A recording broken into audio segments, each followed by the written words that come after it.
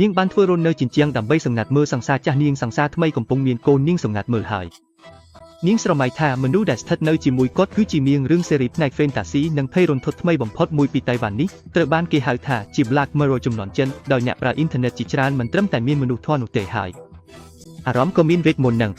ការប្រែប្រួលរឿងយ៉ាងចម្លែកនឹងឈ្មោះវេយីនិងស៊ីវិនធ្លាប់ជាគូស្នេហ៍ដែលស្រឡាញ់គ្នាខ្លាំងណាស់ប៉ុន្តែស៊ីវិនស្រឡាញ់ការជ្រៀតឈើដល់ថ្នាក់ខុសប្រក្រតីនាងតែងមានអារម្មណ៍ថាស្នាដៃសិល្បៈទាំងនេះគួរតែមានវិញ្ញាណដូចមនុស្សនាងនឹងបំផ្លាញស្នាដៃដែលនាងមិនពេញចិត្តរាល់ចំណិតឧបករណ៍ជាច្រើននៅក្នុងផ្ទះរបស់នាងក៏ជាស្នាដៃជ្រៀតឈើផងដែរ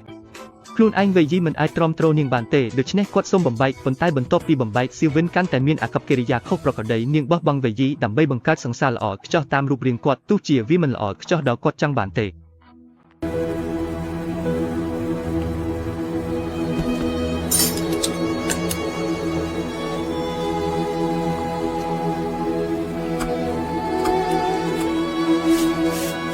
យ៉ាងដាច់ខាតសម្លៀកបំពាក់និងរូបចម្លាក់ឈើដែលអាចនិយាយបានគេអាចក្រាប់បានថានាងជាមនុស្សស្រវឹងស្រួលស៊ីវិនរស់នៅក្នុងពិភពលោករបស់ខ្លួនឯងប៉ុន្តែថ្ងៃនោះអ្នកជិតខាងថ្មីបានបំផ្លាញជីវិតដ៏ស្ងប់ស្ងាត់របស់នាងស៊ីវិនបានផ្លាស់ទីចូលមកនៅជាមួយសង្សារថ្មីរបស់គាត់ពេលដែលនាងឃើញពួកគេពីរនាក់រស់នៅជាមួយគ្នាស៊ីវិនមានអារម្មណ៍មិនពេញចិត្តយ៉ាងខ្លាំងត្រឡប់ទៅផ្ទះនាងបានប្រើសង្សាររូបចម្លាក់ឈើដើម្បីបញ្ចេញអារម្មណ៍របស់នាង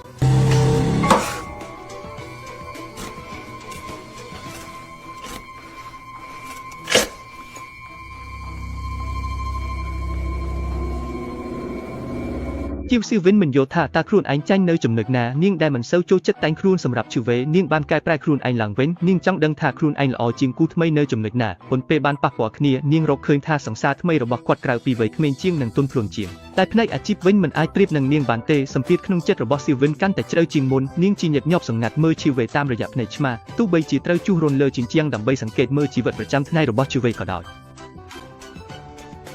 ដូសិត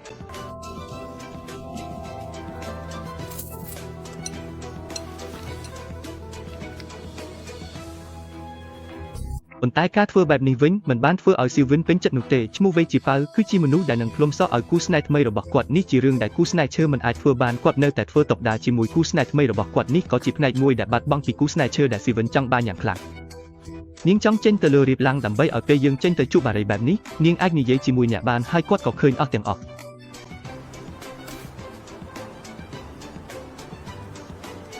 បាននឿហើយ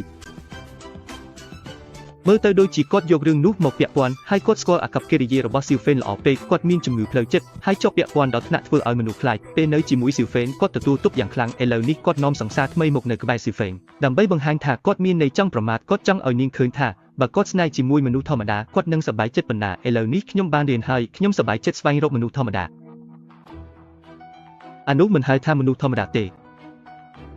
នោះមានន័យថាគ្មានវិញ្ញាណទេស៊ីវិនតែងតែនិយាយអំពីវិញ្ញាណជានិច្ចនេះធ្វើឲ្យមិនអាចនិយាយអ្វីបាននៅឆ្នាំនោះពេលស៊ីវិនចង់បង្កើតស្នាដៃមួយដែលដូចដើមឈើក្នុងផ្ទះនាងបានបោះបង់សម្រាមជាច្រើនដែលនាងគិតថាមិនមានតម្លៃនាងតែនិយាយថាស្នាដៃល្អត្រូវមានវិញ្ញាណតែឈើមួយដុំអាចមានវិញ្ញាណបានដូចម្តេចឥឡូវនេះស៊ីវិនត្រូវបានជីវិតរបស់នាងជំរុញយ៉ាងខ្លាំងនាងចាប់ផ្ដើមស្វែងរកនិងស្រាវជ្រាវអំពីរឿងព្រេងនិទាននិងប្រវត្តិសាស្ត្រនៃទីក្រុងផ្សេងចុងក្រោយនាងបានរកឃើញរឿងព្រេងមួយអំពីជនជាតិបក្សីដែលពាក់ម៉ាស់ពណ៌ខ្មៅអាចផ្ដល់ជីវិតថ្មីឲ្យជនជាតិរបស់ពួកគេបក្សីនោះអាចផ្ដល់ជីវិតថ្មីឲ្យស្នេហារបស់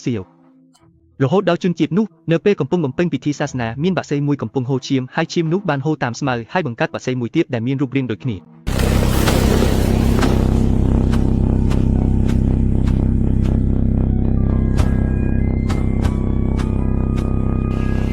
អ្វីដែលគេហៅថាការរស់ឡើងវិញពិតប្រាកដគឺជាការធ្វើច្បាប់ចម្លងប៉ុន្តែច្បាប់ចម្លងនោះមានអនុស្សាវរីយ៍ទាំងអស់របស់ដើមស៊ីវិនត្រូវបានជ្រើសរើសដោយគេនោះព្រោះនាងមានការចាប់ផ្ដើមខ្លាំងពេកដូច្នេះនាងបានទទួលអំណាចអស្ចារ្យក្នុងការធ្វើច្បាប់ចម្លងបន្ទាប់ពីត្រឡប់មកវិញនាងបានស្វែងរកមូលហេតុដើម្បីអញ្ជើញឈឺហួយមកផ្ទះហើយនាងបានបង្កឲ្យដៃរបស់ឈឺហួយរងរបួសដោយចេតនាដើម្បីឲ្យឈាមរបស់គាត់នៅក្នុងផ្ទះដូច្នេះនាងអាចបង្កើតមនុស្សថ្មីមួយបានពេលនាងសប្បាយចិត្តណាស់ដែលស្នើសុំឲ្យសង្សារថ្មីរៀបការស៊ីវិនក៏ទទួលបានបរិសុទ្ធក្នុងក្តីរមៃដែលនាងប្រាថ្នាខ្ញុំពេញចិត្ត